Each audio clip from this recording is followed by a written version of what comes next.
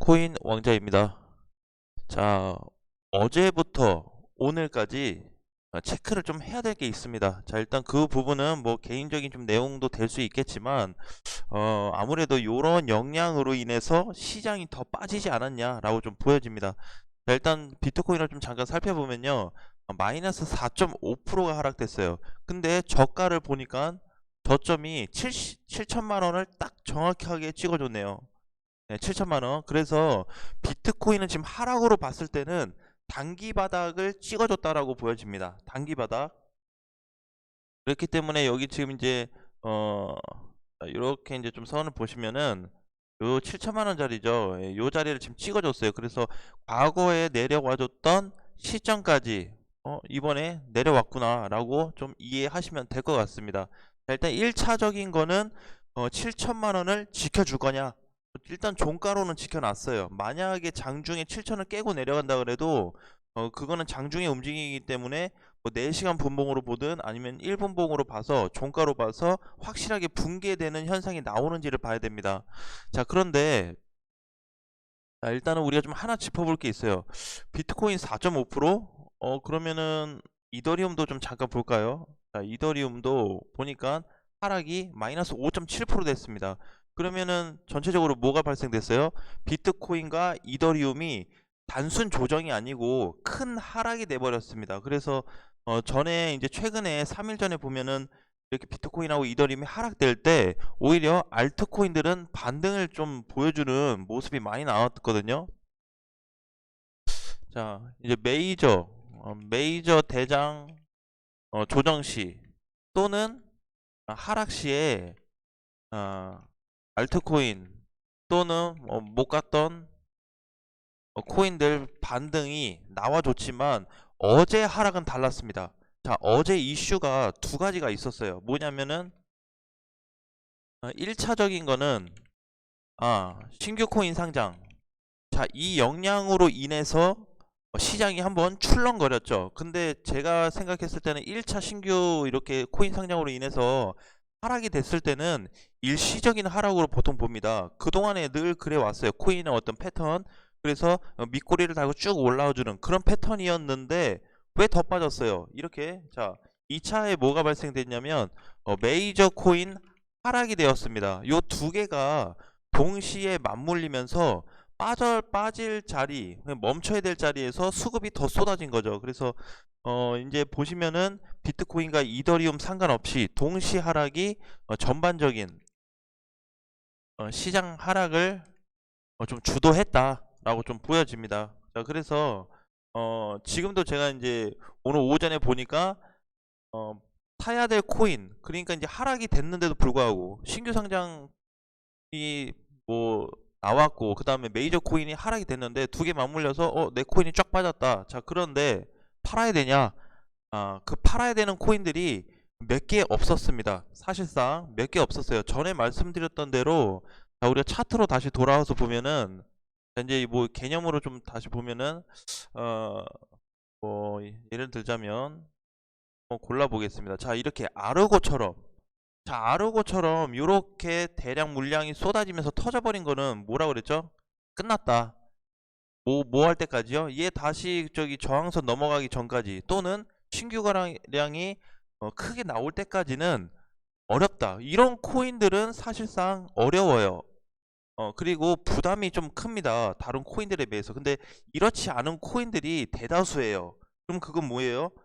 물량이 강제적으로 쏟아진 게 그냥 적당히 정도는 괜찮은데 진짜 최근에 비해서 이 거래가 어마어마하게 쏟아졌다라는 거는 이때 이후로 지금 가장 큰 거래량이잖아요. 그쵸? 이때 비해서 거의 절반 이상의 거래량이 터져줬는데 많은 하락세가 된 거죠. 자, 근데 요 하락이 됐음에도 불구하고 하락이 됐는데도 거래가 없는 코인들이 있어요. 그런 코인들은 수급만 잘 들어와 주면 저항만 깨지 않고 지지해주면서 수급만 들어와주면 다시 회복될 수가 있습니다.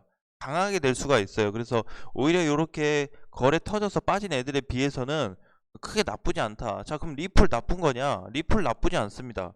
거래 나왔는데 거래는 평소와 비슷한 거래량입니다. 이 정도는 문제가 없어요. 하락으로 봤을 때 마이너스 4%면은 메이저 코인들 빠진 것만큼 비슷하게 빠졌네요. 그쵸? 자, 그럼에도 이제 거래량은 크지 않고 지지선도 어느 정도 라인마다 많이 형성이 돼 있죠. 그러니까 이런 코인들 같은 경우에 수급으로는 괜찮다. 그렇지 않은 코인들에 대해서는 아까 좀 전에 봤던 아르고 같은 투매가 나와버린 그 차트잖아요. 그쵸? 그럼 확실한 겁니다. 그렇기 때문에 그렇게까지 터지지 않은 코인들에 대해서는 불안해하지 말자. 자, 그러면은 무슨 공략을 해볼 수 있겠냐? 자, 하락된 코인들에 대해서 어, 추가 매수 공략을 하는 게 가장 깔끔하겠죠. 그쵸? 예, 이게 제일 깔끔할 것 같아요. 근데 문제는 있습니다. 너무 꼭대기로 간 코인들, 예, 추가 매수 공략을 하는데 당연히 뭐 엑시나 아니면 솔라나 이런 건 안 되겠죠. 너무 많이 올랐잖아요. 지금 올라가고 있는 샌드박스도 당연히 쟤는 하락을 좀 이제 피하기는 했지만 전반적으로 밀린 코인들 보시면은 이제 고점에 있는 코인들이 있어요. 자, 예를 들어서 뭐 엑시다. 자, 얘도 지금 보면 전체적으로 보면 뭐예요? 꼭대기죠. 이런 건 괜찮아요. 이런 거는 안 돼요. 이런 건 안 되고 예를 들어서 뭐 도치코인이다. 이런 건 괜찮습니다. 네, 거래도 뭐 터지지 않았고 5% 밀리긴 했는데 요런 거는 한번 지지 라인에 왔을 때 추가 매수를 해볼 수가 있겠죠. 그래서 이렇게 뭔가 이제 그냥 다 던져버린다 라고 보기에는 굉장히 어렵습니다. 왜냐하면은 비트코인 아까 전에도 말씀드렸듯이 비트코인이 7천만 원만 종가로 붕괴가 되지 않으면 돼요. 붕괴되면은 당연히 6천만 원대로 진입이 되겠죠. 그래서 지금 자리에서는 얘가 뭐 7천 어제 자리에서 오늘 종가 기준으로 해서 거래가 터졌든 안 터졌든 그것보다는 지금은 지지선을 강력하게 지켜주고 있다. 그러면서 지금 재차 반등이 나오고 있기 때문에 4시간 분봉에서 보게 된다면 하락한 후에 밑에서 뭐가 들어왔죠? 예, 거래량이 수급이 들어오기 시작을 했습니다. 그래서 만약에 비트코인이 7천만 원 깨지 않는다면 그동안에 하락을 이끌었던 하락되었던 코인들은 반등 기회가 반드시 있을 거다. 근데 그 기회를 뭘로 삼자? 추가 매수 타점으로 공략을 해서 기회를 삼아 보자라고 말씀을 좀 드리고 싶어요. 그래서 지금 이제 내가 뭐 어제 산 사람도 계시고 우리도 어제 신규로 들어간 게 있습니다. 그런데도 불구하고 제가 아무런 사인을 하지 않았어요. 그래서 충분히 대응할 수 있는 장이기 때문에 폭락장 정도는 아니잖아요. 비트코인이 뭐 7천을 위협한다든지 아니면 뭐 6천 초반대를 위협한다든지 지금 그런 장세가 아니에요. 그래서 이제 종가로 좀 놓고 봐야 되겠지만 만약에 7천만 원을 지켜주냐 안 지켜주냐에 따라서 내가 가지고 있는 알트코인이든 메이저를 줄이든지 정리를 좀 비중 축소로 하든지 해야지 그냥 시장이 빠졌는데 하락됐다고 해서 던지다기보다는 그런 거는 조금 후회할 수가 있을 것 같아요. 아쉬움이 남을 수 있을 것 같아요. 그래서 전반적으로 대장에 대한 흐름들을 주로 놓고 그 다음에 내가 가지고 있는 코인들을 체크를 해야 되지 않을까라는 말씀을 좀 드리고 싶습니다. 그래서 아직까지는 이제 비트코인이 지금 요 라인에서는 좀 지켜주고 있기 때문에 일단 메이저는 흐름은 하방은 1차 하락은 다 나왔다 라고 보여지고요. 만약에 7천짜리가 저는 깨지면은 지금 7천짜리잖아요 여기가 여기 깨져버린다 그러면은 이제 저는 봤을 때 6,500을 좀 보고 있어요. 6,500 아주 많게는 이제 한 6천에서 6천 한 100만 원 정도 되겠네요. 요 정도. 그래서 이렇게 지금 이제 3단계가 있는 겁니다. 3단계 비트코인은 지금 1단계고 여기 깨지면 2단계 올 거고 3단계. 그러면 1단계에서 지지선이 깨졌을 때는 모든 코인들 비중을 줄여야 되는 자리예요. 반드시. 왜? 지금 빠진 것만큼 더 빠질 수가 있거든요. 그래서 지금까지는 조금 보수적으로 체크를 해 가면서 봐야 되겠지만 오히려 여기에서 더 추가 타격이 온다면 내가 손실권에 있더라도 비중을 줄이거나 손절을 해야 되는 상황이 발생이 될 거다. 근데 그게 아직은 나타나지 않았다. 특히 종가로는 탈려났기 때문에 우리가 지금 급하게 뭘 당장 정리해야 되고 팔아야 되고 그렇게 하기보다는 아까처럼 이제 투매 물량이 나오지 않는 코인들에 대해서는 심각하게 생각할 필요 없다. 오히려 어 그러니까 이제 어제도 그랬잖아요. 그쵸? 알고랜드 상장되면서 자, 코인들이 출렁거렸어요. 그래서 이제 요 부분이 좀 안타까워요. 왜냐면 매번 요런 증상이 나타나고 있습니다. 예.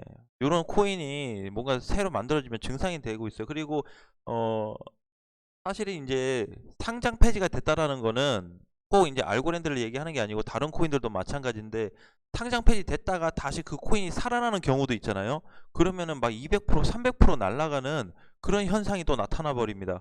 근데 상장되기 전에 그 코인이 이미 뭐 BTC나 원화 쪽에 있다고 하면은 상장됐을 때 더 이슈바를 받아서 더 강세가 나와 버리죠. 그래서 이런 부분에 대해서는 우리가 예측을 하기 어렵기 때문에 인제 다음에는 뭐 혹시라도 상장되는 코인이 있다면 뭐 비중 축소를 미리 해 놓는다든지 그런 전략을 세워 놓는 것도 괜찮을 것 같습니다. 자, 그래서 지금 현재 요 구간까지는 여러분들도 한번 충분히 대응을 한번 해 보시고요. 제가 인제 보는 자리는 7,000, 6,500, 6,100 요 자리를 최저 자리로 보고 있습니다, 비트코인 기준으로.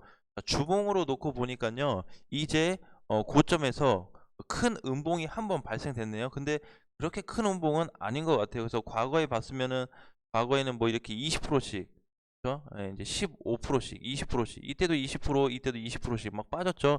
이렇게 빠지는 장세가 아니면 사실 그렇게 뭐 위험할 거는 없다. 그리고 지지선만 확인해 준다면 우리가 조금은 손실 보고 나가더라도 피할 수 있는 구멍은 나올 거다라고 보여져요. 그래서 지금 가장 중요한 팩트, 내 코인이 흔들리고 안 흔들리고 그걸 떠나서 비트코인 7,000 이탈 시에는 반드시 현금 보유를, 현금 비중을 늘려야 되고, 손실권에 있더라도 그 손실에서 비중 3, 40%는 빼서 꼭 현금화를 해 두자라는 말씀을 다시 한번 좀 강조 드리겠습니다. 이 상태에서 만약에 7,000선이 붕괴된다면 전체적으로 다 빠질 거예요. 네, 코인들이. 특히나 지금 고점으로 치고 올라가고 있는, 오늘도 치고 올라가고 있는 뭐 이제 모스코인, 아니면은 뭐 휴머니는 많이 갔다 왔죠. 이렇게 휴먼 같은 거에 이런 흐름은 좀 좋지가 않죠. 그래서 요런 코인들, 요런 코인들을 좀 주의를 하자라는 말씀을 좀 드리겠습니다. 샌드박스도 이제 계속 우상향인데, 사실 얘도 이제 주봉으로 보게 되면 너무 강세가 나오고 있어요. 이렇게 항상 늘 강세 뒤에는 조정이 꼭 나온다는 거를 기억하시길 바라겠습니다. 자, 오늘 장도 화이팅 하시고요. 오후에 시장이 좀 더 좋아질 수 있는 그런 시장이 좀 되었으면 좋겠습니다. 자, 다음 시간에 뵙겠습니다.